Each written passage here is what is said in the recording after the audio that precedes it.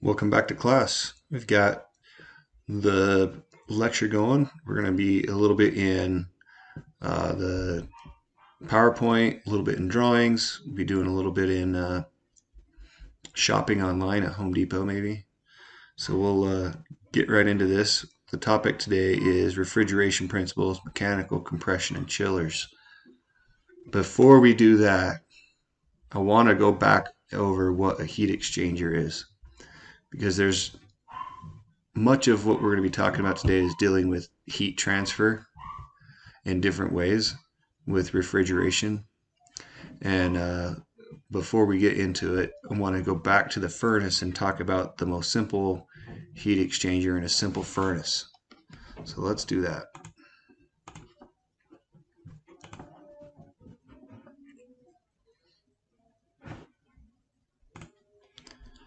Okay, in the last lecture, we were talking about a furnace, right? Just go over the basic parts of this packaged furnace. So we've got the cabinet over here. In this one, the return air is coming in from, looks like the side or from the bottom.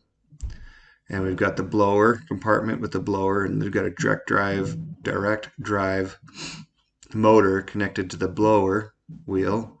And so what that means is there's no pulley or anything, right? So this is sometimes if the motor's sitting outside and it's connected with a pulley, that's a different system, is a direct drive.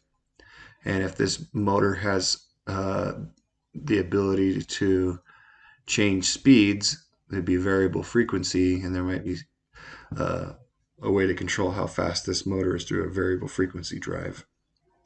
And then we've got the natural gas or some other gas coming in through this manifold here, going through the burners and into the heat exchanger. And you sort of see like this version of this heat exchanger here following there.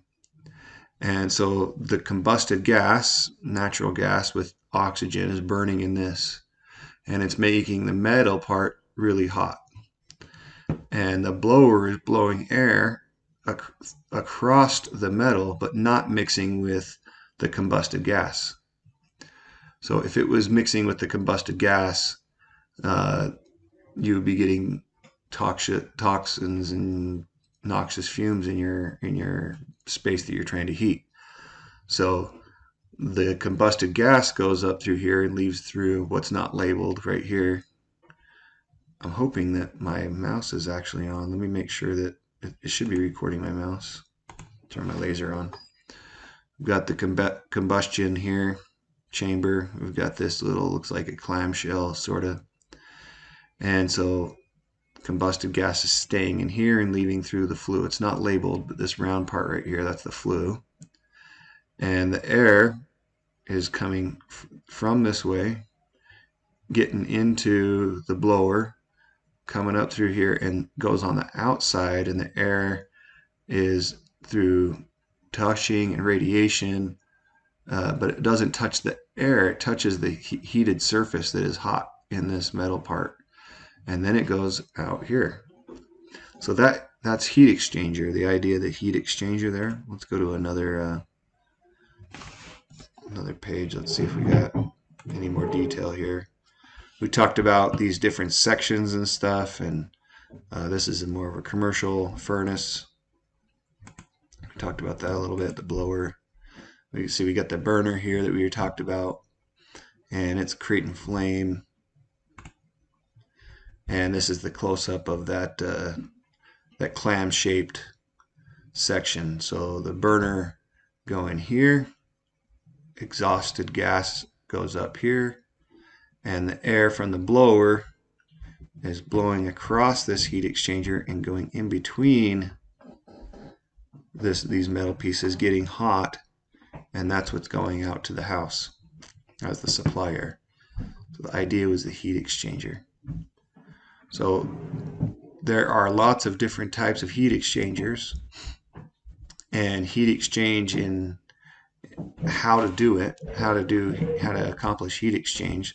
So now we're going to talk about, it's still heat, even though to us as human beings it feels cold. It's moving heat around. So we're going to go talk about refrigeration. Let's go get into that. and we'll have our drawings up here in a second. Whoops.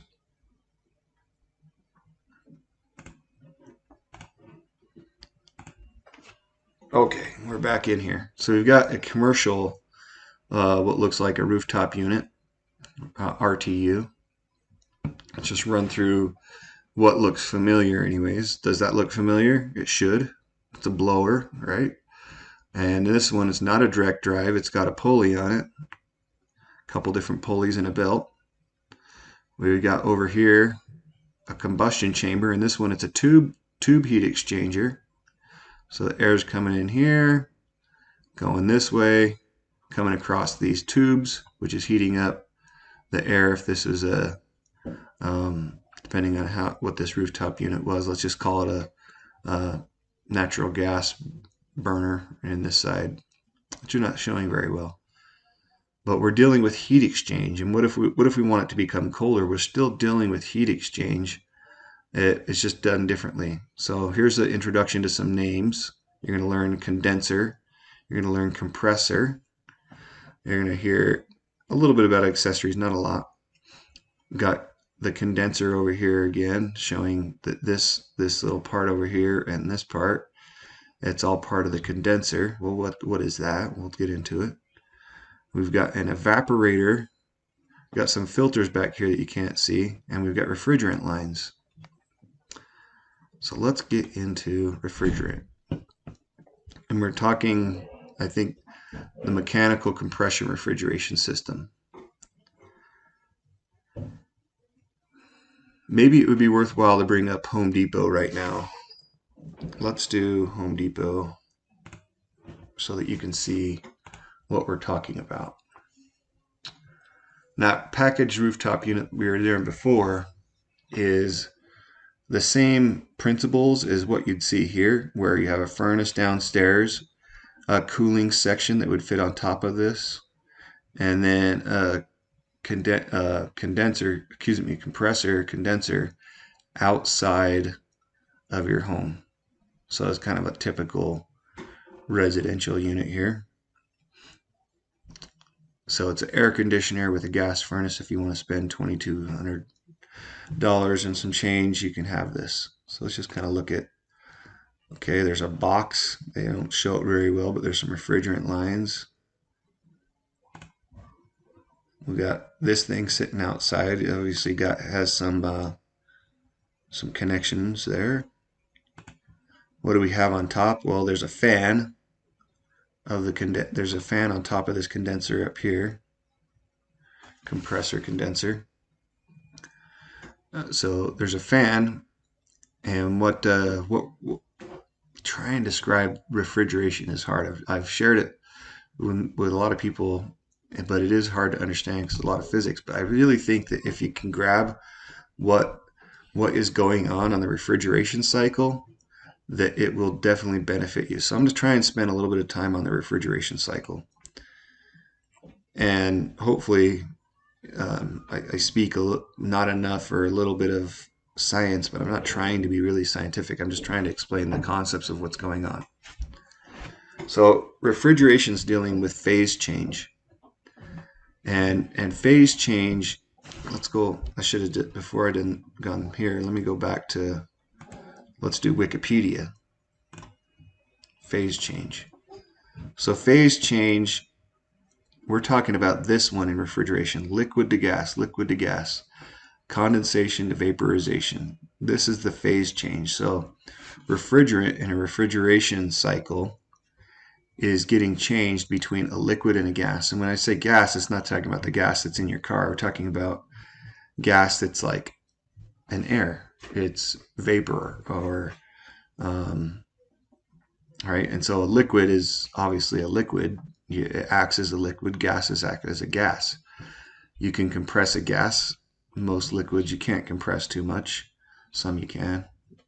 But we're not going between a phase change of plasma and gas, or gas to solid, or liquid to solid. But you could turn. Really, I think the theory is like any matter could go from plasma to gas to liquid to solid. It just depends on temperature and pressure, right? So temperature, talking hot and cold, how hot or cold is it? And what's the pressure? So as you compress a gas, if you compress it down far enough, like think of all the little air molecules or whatever you want to call them, bouncing around theoretically. As you shrink the space that all that is in, you can eventually compress it enough to turn it into a liquid. There's another way to do it, and it's remove the temperature from it. So if you remove the temperature from this air, from the gas, and you remove enough of temperature, the gas moving around then slows down enough to then condense and become liquid. So in the refrigeration process, both of these things are happening. Pressure is changing and temperature is changing. So let's go back. Hopefully, let me see if there's something here that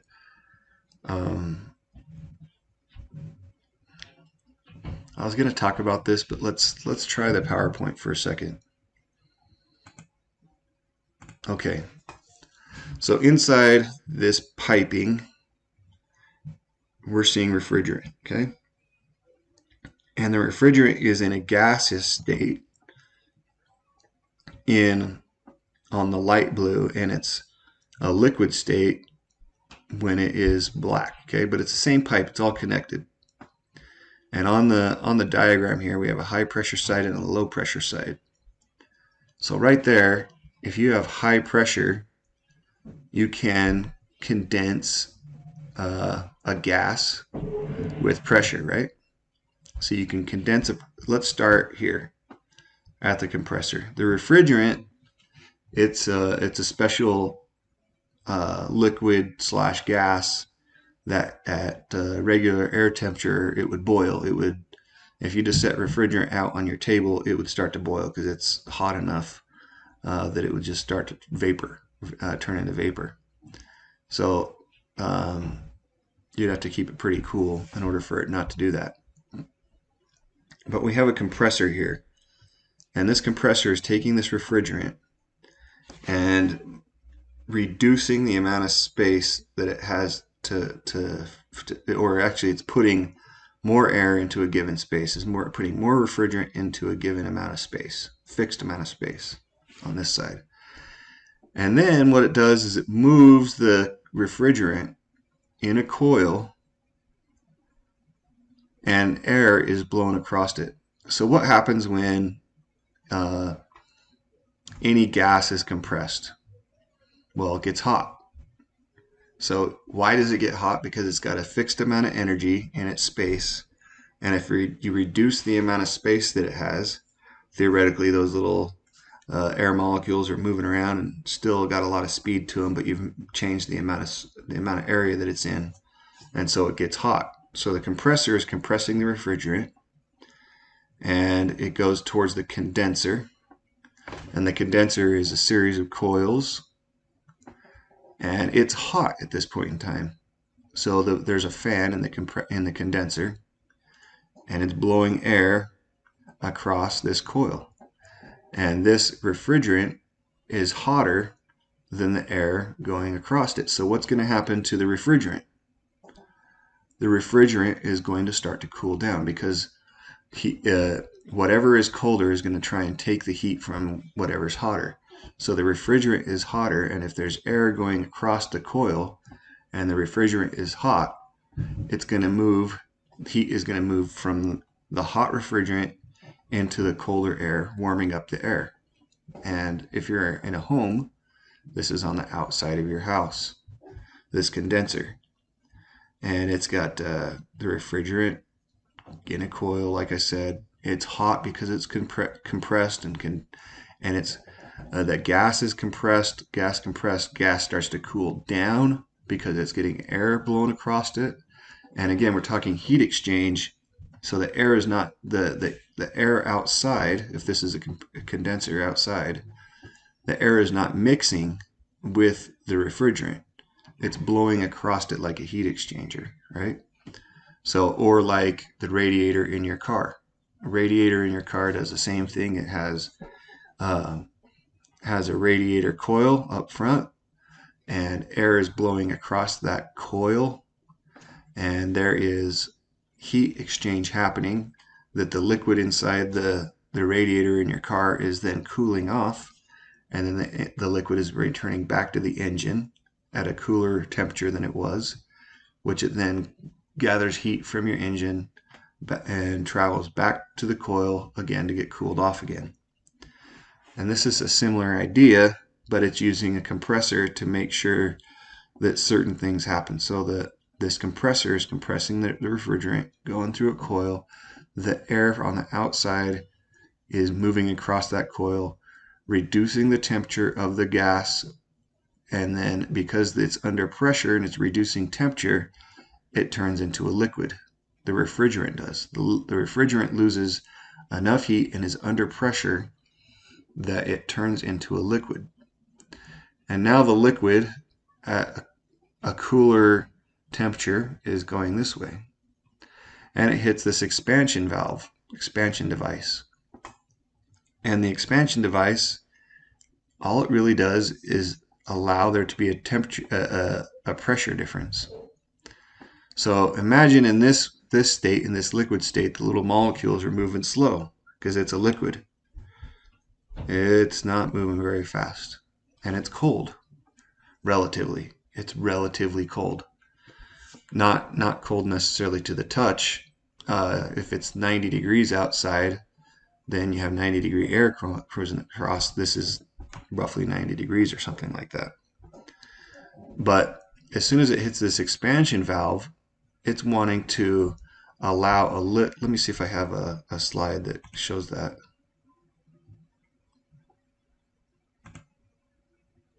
Yeah, so we hit this expansion valve, and some of this refrigerant is getting let into a space. Think of like this side being the filled up balloon, and this side being like you're just letting some air out of the balloon. So it lets the air out, not the air, the refrigerant. It lets the refrigerant into a space that is not pressurized. And what is it going to do? Well, it's going to start to vaporize because it's losing pressure. But in order to completely turn into a gas again, it needs heat. It needs these molecules to move around more to become a gas. And so it pulls the heat out of the air. Let me see if I have another section of it. Let's go back to the original one.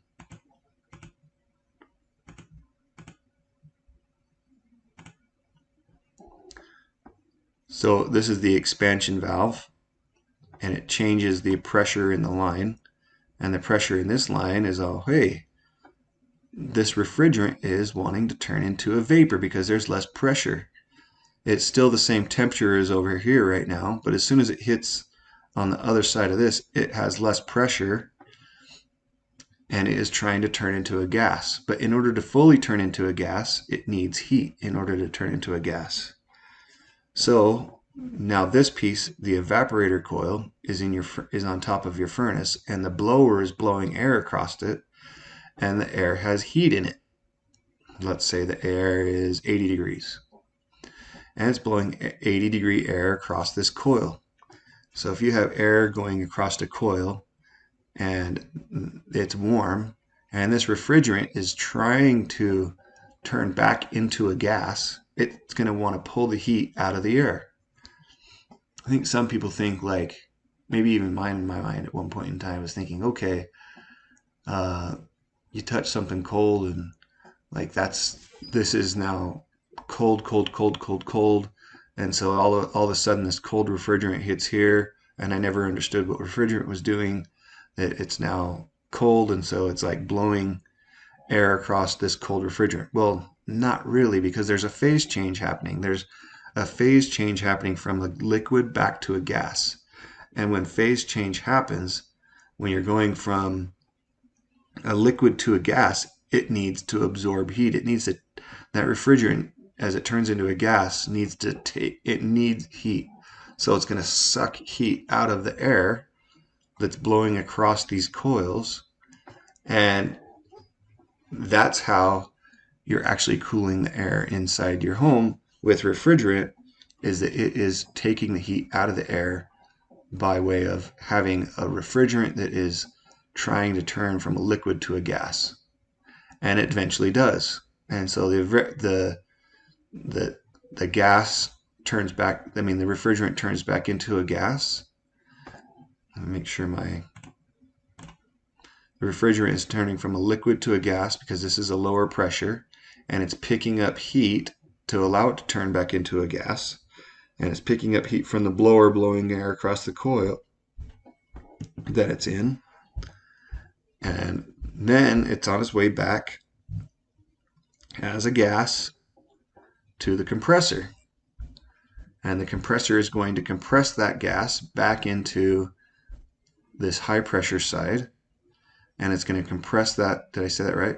Compress that refrigerant gas. And so it's going to become hot again. It's going to be, the pipe over here is going to be hotter than the pipe over here. Let me see if I have a slide for that. I think I do. Yeah, let's do this one. Okay, so let's follow this diagram again. We got the compressor here, the refrigerant, and refrigerant is a liquid. It's a, I don't know, hydrofluorocarbon? I can't remember the name of it. It's a manufactured liquid, manufactured gas. At our regular temperature, it's going to boil. So the compressor is compressing it. It's in a gas state. The compressor compresses that refrigerant back into a high pressure gas. And right there, it's saying it's 182 degrees as it leaves the compressor. Well, 182 degrees is a lot hotter than 90 degrees outside, or say it's 100 degrees outside, right?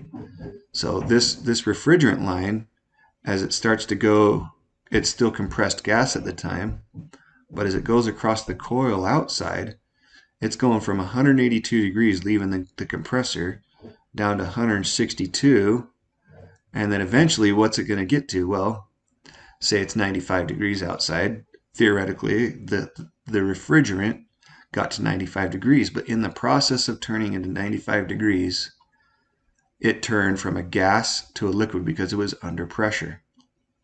And so that phase change, in order for that to happen, it needed to lose heat in order to do it. It was already under pressure, but it needed to lose heat. And so by the fan outside on the condenser blowing across this coil, that air is absorbing the heat from the refrigerant, allowing that refrigerant to phase change back to a liquid. And now we're at 95 degrees. 95 degrees isn't going to cool off any air inside your house. But if it changes back to a gas again, and I'm spending a lot of time on this, it feels like as I'm talking, but maybe I'm repeating myself a ton and you already got it. Hey, Michael, I got it. But I'm not so sure. So I'm just going to keep explaining it a couple more times and then we'll show you more, okay? Sorry if this is like, dude, you've already told me multiple times I got it.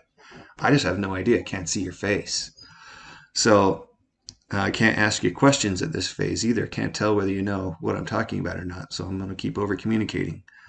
We've got 95 degree refrigerant in a liquid state coming over here. Hits the expansion device. The expansion device allows that refrigerant to allow a pressure change. Hey, my refrigerant is now going to be a different pressure. And in order for it to become a different pressure, it's going to start to suck the heat out of the air. So you can see, wow, hey, that went down to 40 degrees because it went from the refrigerant started to turn back into a vapor, into a gas. And in order for it to do that, it needed to collect heat. And in order for it to collect heat, it took the air that was blowing across the coil and took the heat from it so that it could turn back into a gas. Now, as it leaves the evaporator section, which is right on top of the furnace, it's going to be 52 degrees gaseous state. And what does the compressor do? Compressor turns that back into that 52 degrees gas into 182 degrees compressed gas. So the low pressure side, the high pressure side and the whole cycle starts all over again. So we're moving heat through the refrigeration cycle from inside the house to outside the house, or wherever the space is. It doesn't have to be. Oh, hey, look. So it's like it's saying the 80 degrees air outside, and it's turning into 95. I didn't realize that was the graphics temperature range here that they gave you. 80 degrees inside the house on the return air, and it's blowing across this coil, leaving it 60 degrees. So these are arbitrary. I think it could be lots of different numbers there. But the general idea is there. Let's go look at let's go see if we can find these parts, what they look like. The condenser and the evaporator. Let's go see what we can find. What's that? Well, that's an evaporative cooler. That's a swamp cooler. That's not what we want. Dun, dun, dun. Hey, okay, cool. What?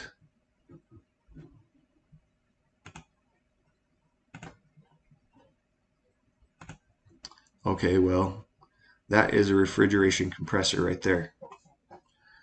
It doesn't look like anything, but if you went outside in your condenser outside, it would have a fan right above it, and this is the compressor.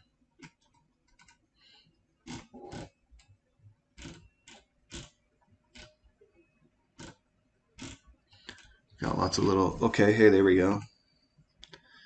So this is a typical condenser compressor on the outside. Well, let's see if this will blow up really good. I'm hoping you can see this. Do you see how there are tubes? All right, and there's another tube. And maybe there's another tube there. There's another tube there. There's a bunch of tubes filled with refrigerant. Well, what are all these little lines? Not this gray thing. That's just to protect it. These are called the fins on a coil. So this whole thing is called a coil. And so it's got tubes of refrigerant running horizontal. Well, what are these little fins for? Well, the fins are connected and touching the tubes of refrigerant. And remember, the refrigerant is hot, right? So the refrigerant outside, let's go back to the PowerPoint. Let's see what it said it was. The refrigerant outside is leaving the compressor at 182 degrees Fahrenheit. 182 degrees Fahrenheit. So the compressor is actually inside this unit down at the bottom, and it's compressing the refrigerant back into high pressure gas, and as the air goes across it, cools it down and turns it into a liquid. And so there, let's go zoom in again and let's see if we can see it over here. Yeah, you can kind of see them here. They're little coil. I mean, the tubes full of refrigerant are running around and around and around and around and around this thing. And eventually it's coming up. I don't know which direction it's going. I assume that, let's see, what direction would I go? Seems like the hottest refrigerant should be at the top and the coolest refrigerant should be at the bottom. So it's going around this coil, right? And it's probably not. It's actually probably oh, I have a picture of it. Yeah, there we go. So it's actually going like back like this, and then back in another tube, coming back this way, and then going down to the next tube, all the way around, then down to the next tube, right? Okay, cool. I assume, I don't know for sure. I think that maybe it's all the tubes are connected in this. It could be, I don't know for sure. But I know that heat rises, so I would assume that the hottest ones are at the top. But I've never actually taken one of these apart, and I don't know if the tubes are connected like that or that acts like a manifold. So whatever. But anyway, there's little tubes in here, and the refrigerant is getting moved around in it. And there's lots of little fins going vertically. Let's go back to that picture. There's these little fins. And the fins, all they're really doing is increasing the surface area. Air can travel through this. So air can travel through, and these fins are touching all these little tubes or pipes. And the fins are what is really part of the heat exchange. There's nothing in the fin. It's just a piece of really thin metal, and very, very thin metal. And all it's doing is increasing. They're hot because they're touching. So through, would that be conduction? I think if you touch something, that's conduction. Convection is air. Radiation is that. So maybe radiation and conduction would be what was transferring heat from this tube into the little fins, and convection, allowing air to pass through these little fins. You can't see it. It doesn't look like it's hollow, but it is. You kind of see it right there real well, that there's space in between these fins for the air to cut across. And the air is going to cut across there because there's a big fan right here blowing air up. Well, how's the air going to get into this chamber? The air is going to get into the chamber by coming through the fins, and then it's going to get forced up by this big fan blowing up. Blowing vertically, I should say. Blowing up, I don't know what that sounded like. Okay, cool. I hope that you followed that. We got a condenser here. It's made up of a coil. There's a compressor on the inside back in there. I showed you a picture of it. Let's see if we can find it again. There's one of these things on the inside of the compressor condenser outside the condensing unit. It's compressing the refrigerant. And why do I always do this during I'm sorry. It feels like I'm kind of like talking to myself when I'm doing this. I hope it's okay to you guys. No, there wasn't anything in there that I wanted to talk about. So going back to this, I'm hoping this phase change makes sense. For a liquid to turn into a gas, it can happen if the temperature and pressure allow it to, and it can turn from a gas back to a liquid if the temperature and pressure our conditions are correct. And so our that's what our refrigeration cycle is doing. I found this guy, and this might make sense, hopefully. No, just hit it with the hose. He's just cleaning out his... This definitely does a good job. That other shit I had was just sitting around in the... The little stuff I had was more like syrup.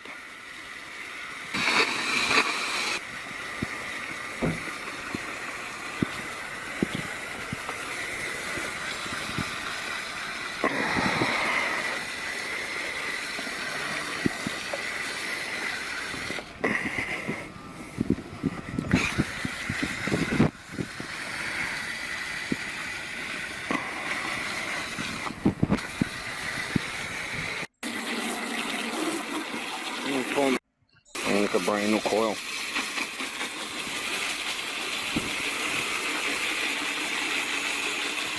I don't know, this dude's just trying to clean a coil and do some product. Thank you very much for letting us watch a few seconds of your YouTube video, dude. Good stuff. Subscribe to Steve Lavin on here. I don't know idea how to say your name, but appreciate your YouTube video there, dude. So you can kind of see like the coil right there, the coil or the tube, and then just tons and tons of fins. Okay. We've got this section right here. Hopefully you can see that okay. Now let's go look at the other side of our happy little refrigeration cycle. So this thing, the compressor and the condenser in a modern HVAC system is on a residential side all in one piece. And so this and this are sitting outside, and this little diagram here is representing the coil going back and forth and back and forth, and then the refrigerant going changing from a compressed gas, into a liquid. Now going past the expansion device, and over here, this thing's going to be, let's go to Home Depot.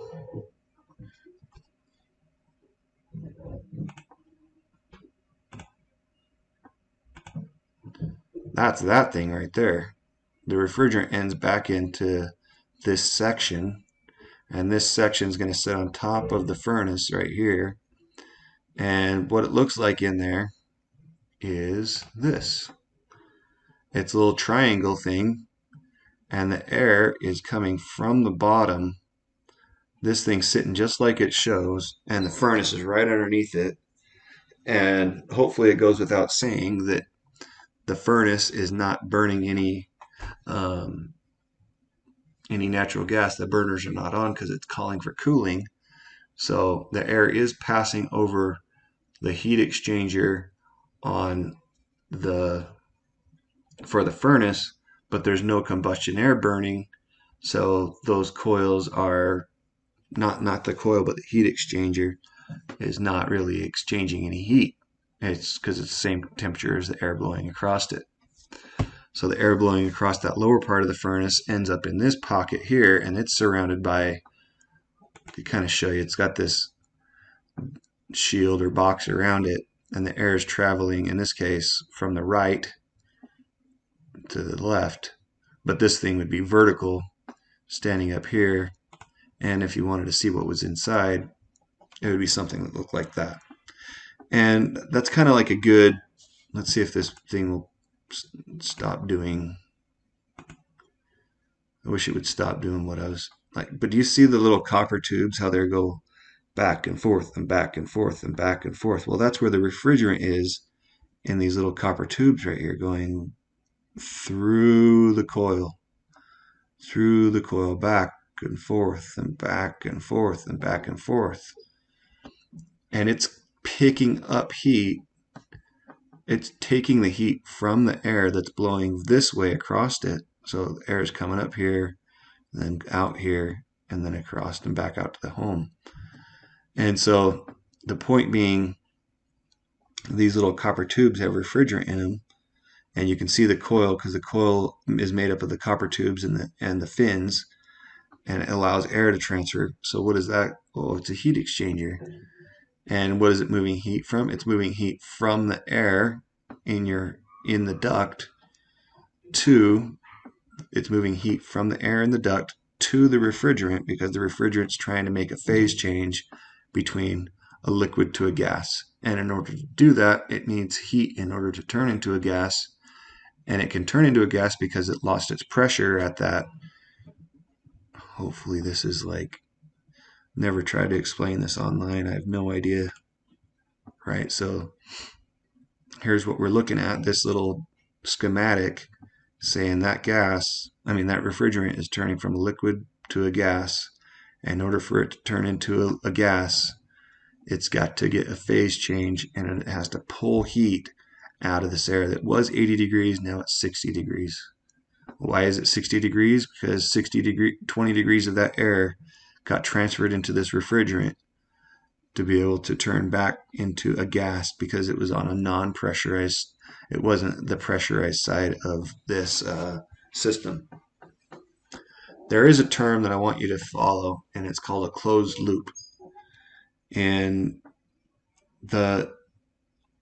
in this system right here, the refrigerant is in a closed loop, meaning, I guess if everything was perfectly built, you would never need to add any more refrigerant, and you would never lose any refrigerant. Well, that's not necessarily completely possible. There's lots of fittings and stuff, and I don't know. Anyways, there's lots of ways for you to lose refrigerant, get a whole line or something. But the point being, it's a closed loop. It's using the same medium over and over and over again.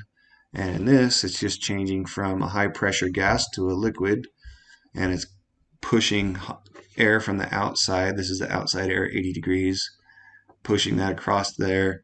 And because this is trying to make a phase change from a high pressure gas to a liquid, it's trying to give off some of its heat and so that air stills the heat on the outside of your house, and then it returns back to the inside of the house, and it goes to this expansion device, trying to turn into a gas again, because it right at this expansion device it changed pressure, so it wants to turn into a gas again, and it does because it's now getting heat from in your blower. This is the blower in the furnace blowing air across the coil that is 80 degrees, and as it comes across that coil, it's going to be 60 degrees. It gave off its heat to the refrigerant that was trying to make a phase change from liquid to gas, and then it starts all over again.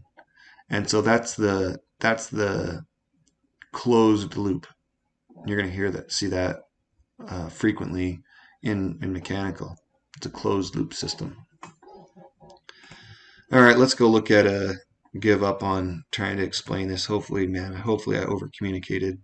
This can be tough to get what is happening in a refrigeration. We did this. So we got this little compressor here pressurizing the gas.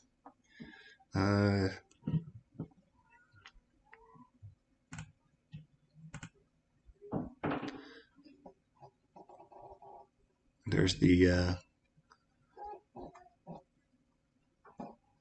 little valve allowing the pressure difference.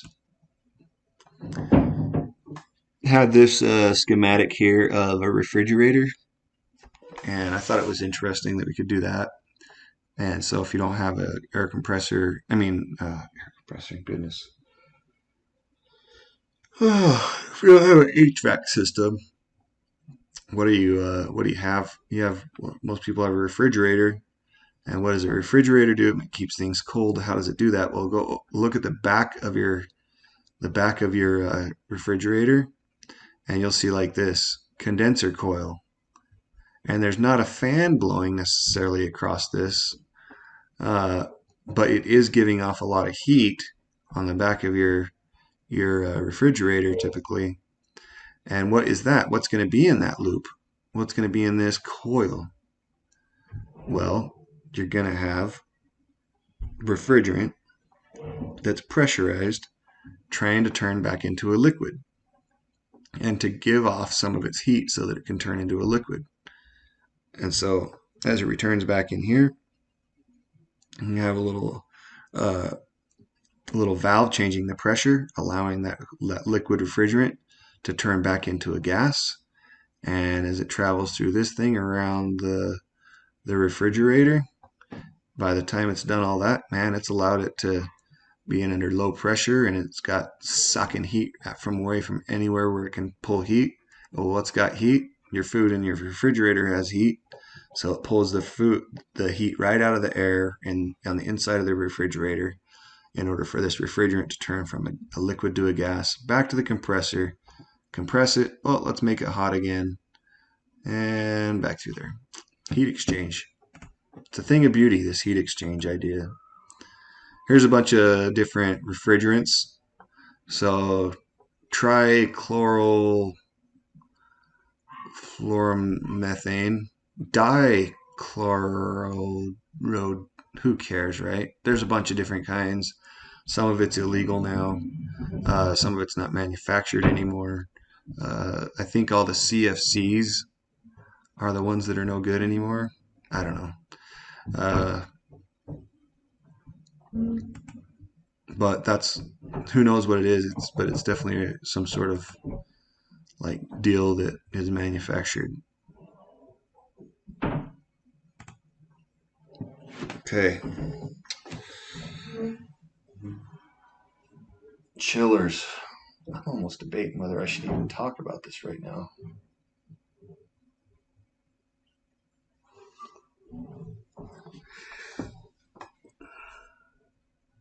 Yeah, let's do it. We got to do it.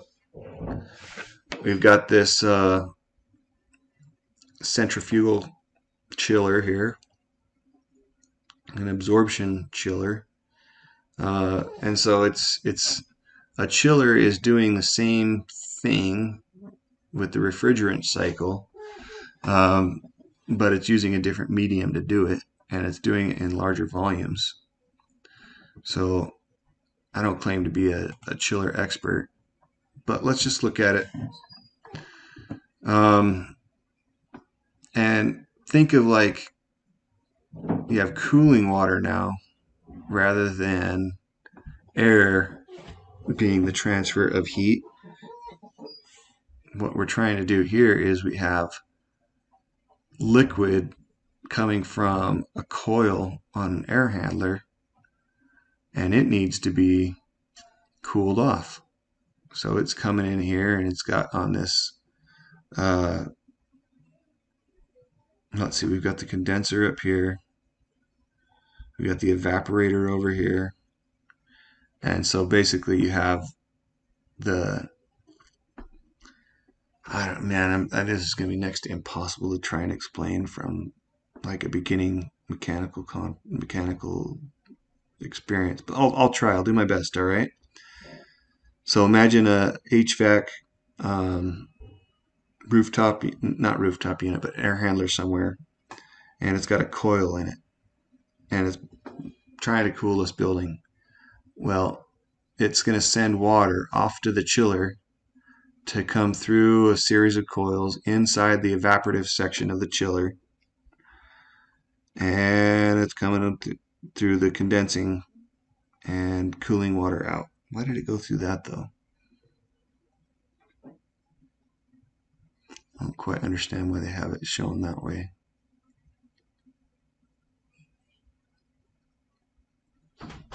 Cooling water, chilled water. I got it backwards. Hey, buddy. You want to come say hi? Come say hi to the class. Hey, you won't be able to see him, but this is Logan. Say hi. Hello. Did Mom say you had to come get dressed? Okay. Well, I don't have to get dressed, but I have to take a shower. Okay. I am wrong. This is the cooling water in this diagram is not talking about the water going to the. Anyway, this is the cooling water from like a cooling tower. Here's the chilled water right here. Chilled water is what's going out to the air handler. So again, I think this is way too complex just in this diagram to be able to talk about, because we're talking about some water from a cooling tower coming in here, trying to cool off the refrigerant so that it can then go through its phase change. And how the heck are you going to get this from this and then you got water coming from air handler coming through this section of coil inside the chiller, getting cooled off so it can go back to the air handler. Literally, I do not expect you to try and understand this. Just know that, hey, there's a much bigger part of what happens on a the refrigeration cycle, and this is the diagram trying to do it. And I don't think I can. I was even thinking for a minute, this was like, why the heck is it doing that? And it's not, because I was reading it wrong. So no, this isn't a chiller, right? We'll have to spend more time on a chiller. I just think that I'm missing too many pieces. I haven't shown you what a cooling tower is. I haven't shown you what an air handler is. Does this make sense at all? No, because I haven't even told you what these things are. All right. Maybe you know. Maybe this is like, hey, I already got all this. Okay, let's forget the chiller. We got to do this later when we actually have. But I think this is basic enough that I think that is good. Okay. We've got in this diagram, we've got the liquid from the condenser coming in to the evaporator section, right?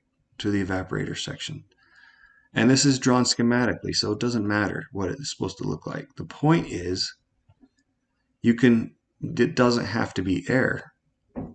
And that's what I was trying to get after with, we're going to use heat exchanger over and over and over again, that if you can comprehend that two mediums can not necessarily touch, but can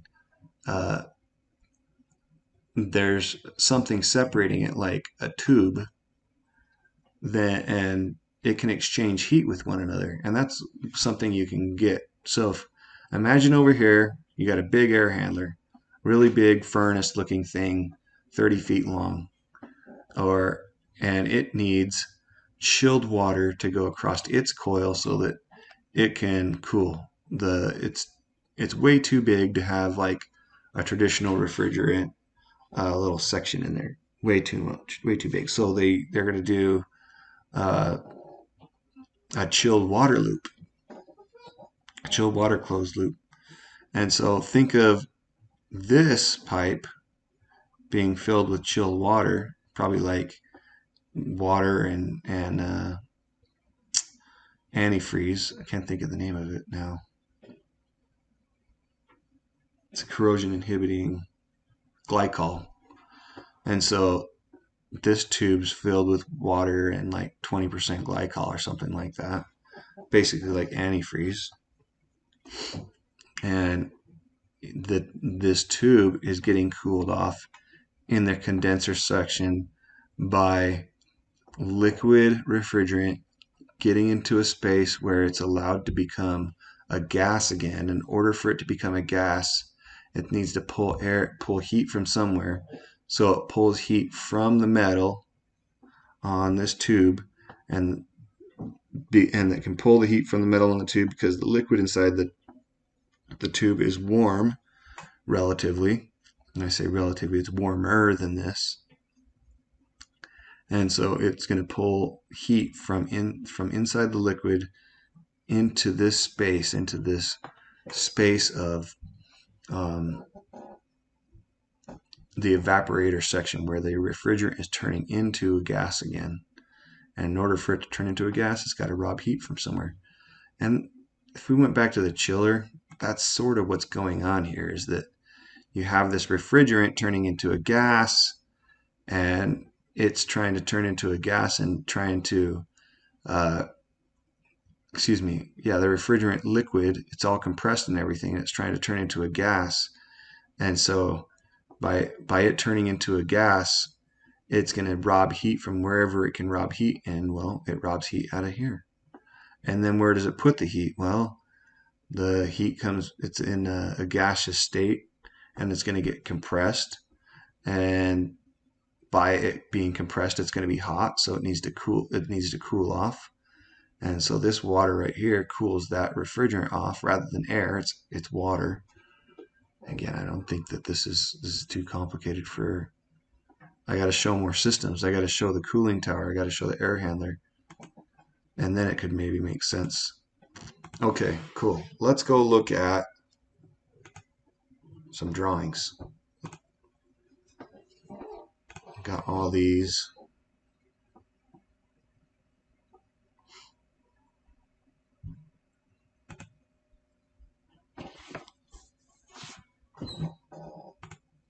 All right, let's go do it. Let's go grab those set of drawings. Oh, I was in it. Whoops. Okay.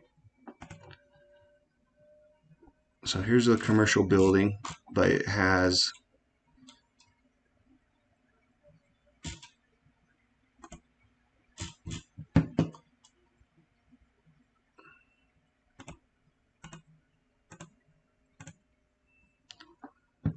okay, cool. Now, it has an air handler, AHU, air handling unit number 1. And the air handler unit is, let's see.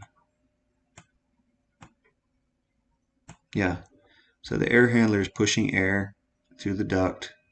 This main trunk looks like it's going over this way into a bunch of little anyway, it's cooling and heating all these rooms with the supply air right here. You can see all that branch. So this air handler right here, it's got an air-cooled condensing unit, ACCU, ACCU2, ACCU number 1. Well, that's okay. But Doesn't that sort of look familiar from up above? Hopefully you've seen one of these on the side of your house, and that's sort of what we're talking about, is this fan right here blowing across. There's a little condensing unit right there. Little condensing unit right there. Well, that's a big condensing unit right there. What is that? So ACCU1.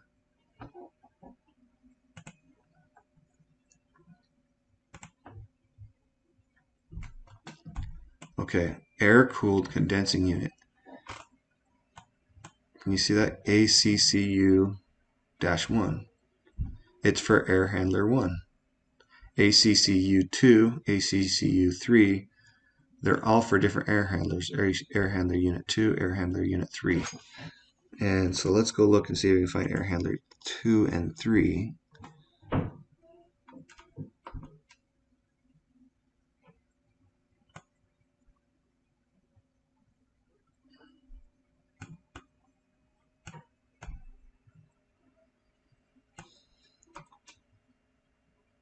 Oh, right by it, duh. I'm sorry. Air handler unit 2, air handler unit 3. A little smaller, guys. So air handler ACCU1, that big one goes with this piece.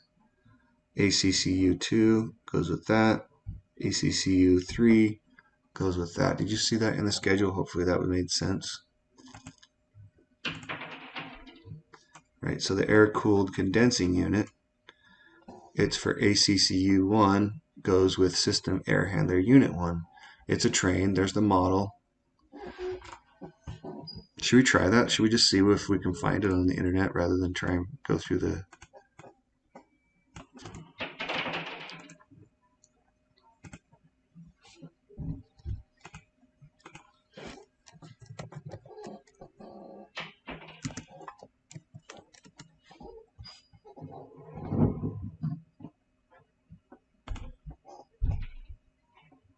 Cool.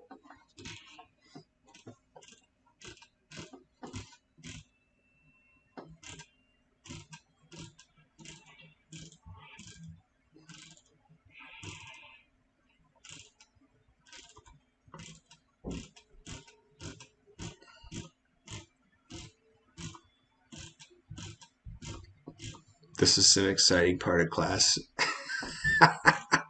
Sorry.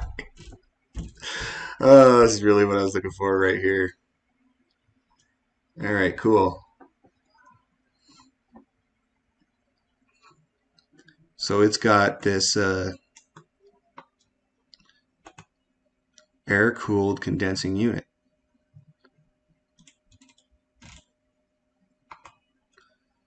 And this thing is in a V shape. So the coil is right here. You see that coil? And the liquid line. Got the little compressor. Got two compressors on this one. Two compressors is side view. Anybody ever show you how to read this? Like, this is pretty cool. That if you took this piece of paper and folded it right along right here, you would literally, and then you folded it right here,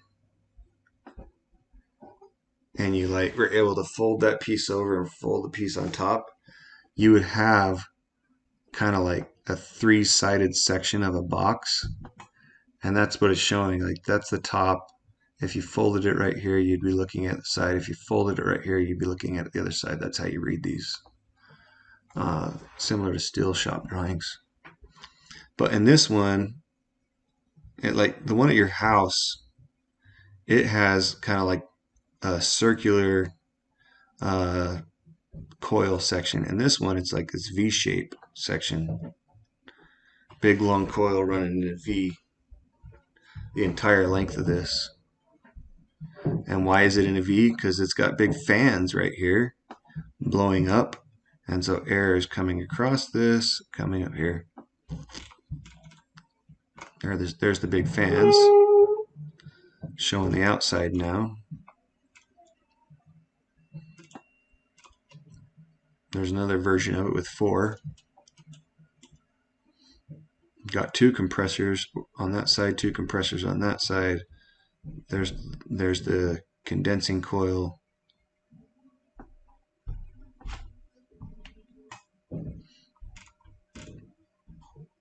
Okay.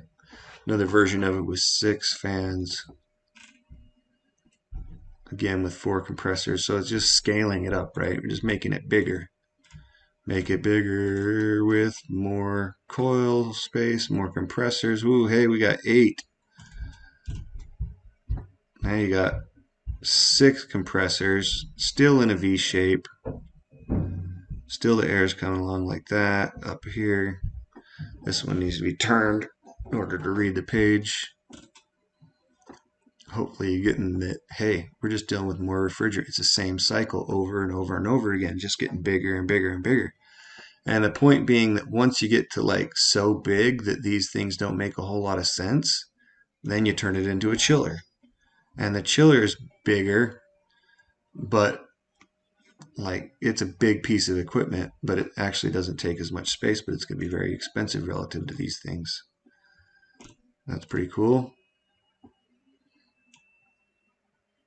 Okay, that was hopefully a trip down. Let's go look at what that was again. I don't remember which one we had, but it's a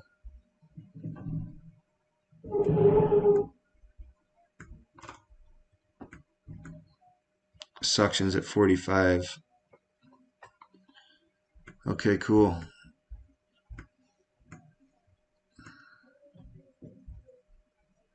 Sorry, I don't understand.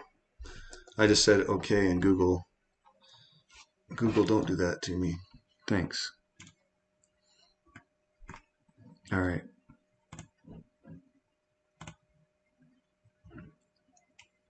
We were looking at what that thing is doing, right? Now let's go figure out what this is doing. Air handler 1. Air handler 1, schematic. This is not what it actually physically looks like. You guys remember schematics at all? I don't know if I'm being a jerk or not, but like I was really trying to make sure you knew how to do schematics, that this doesn't physically look like what it's supposed to, and that this might not be sitting right by each other. This return fan might be quite a ways away, but check it out. We got return air. We know what return air is. Return air is what's coming from the inside the building that's already been in the space, right? We got return air with this blower. Hey, what's a VFD? You know what a VFD is. It's variable frequency drive. So this fan can adjust how hard it's blowing.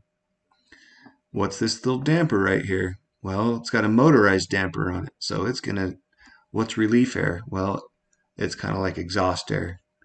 It's getting rid of some of the air in here. Why is it doing that? Because you guys know about this stuff. It's the exchange.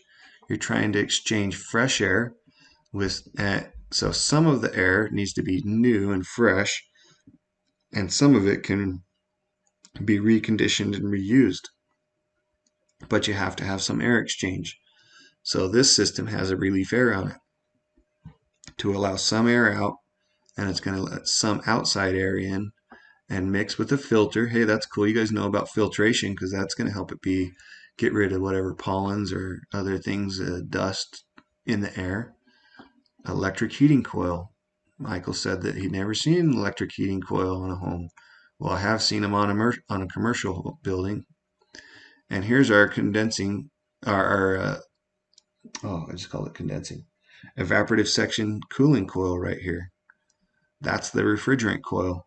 And we got a supply fan with another VFD, variable frequency drive. So this fan can change temperature or change speed. You got a thermostat. Anyway, and then that's going out to the rest of the ductwork. Well, that coil right there, that thing, that refrigerant that was outside in that with those, let's see if we can find it. We'll split the drawing.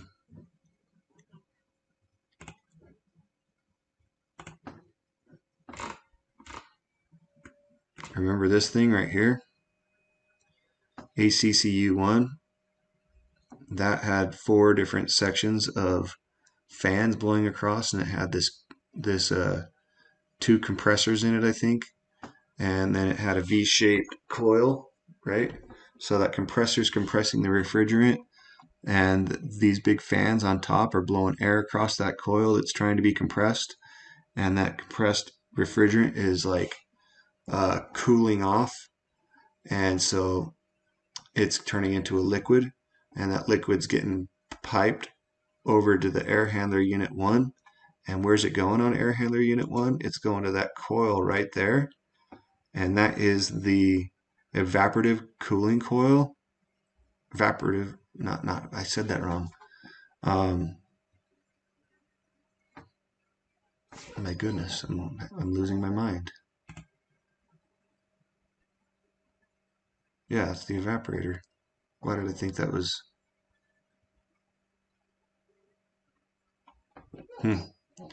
Some reason I had something stuck in my head that wasn't right. Because it sounded like evaporative cooling, like swamp cooling to me when I said it. But what I'm talking about is that the refrigerant coil right there, and it's getting refrigerant in it. Obviously, there's something more to it, right? Because it's going to have some sort of pressure reducing thing on it, and it's going to allow that refrigerant that's a liquid to turn back into a gas. And by turning back into a gas, it's going to want to still heat from somewhere. So because it's trying to make that phase change from a liquid to a gas, where is it going to steal the heat from? It's going to steal the heat from the surrounding air going through the duct, and it's going to cool that air. That's what that would do.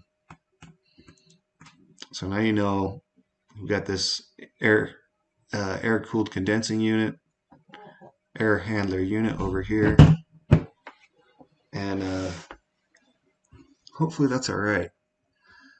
Need to spend some time in YouTube understanding the refrigeration cycle if this didn't help you. Need to be like, in my mind, there's so much that happens with refrigerant that if you can at least have a concept of phase change and what the refrigerant is doing on any size building, you should be able to, if you understand the principles of refrigeration, you can get this pretty quick. And it doesn't matter what the temperatures are really. If you're trying to be like a freezer in a warehouse, or you're just trying to cool a building, or it's a piece of equipment that needs to be cooled off through refrigeration, it's all through this same cycle, or the same process of compressing a gas, making that gas hot, the gas losing some of its heat, which allows that refrigerant gas to turn into a refrigerant liquid, the liquid going back to another place where it can then reduce some of the pressure and vaporize. And because it's vaporizing and losing pressure, it's trying to turn into a gas. And what does it need in order to turn into a gas? It needs heat. It needs to be able to have its molecules move around. So it's going to steal heat from somewhere. Pretty cool, in my opinion. All right, so what we need to do next is really kind of talk about some of the coordination and constructability issues with this stuff. So we'll do that in the next lecture. This was a long dang lecture talking about refrigeration. I hope you got it. Have a good night or day wherever you're at watching this.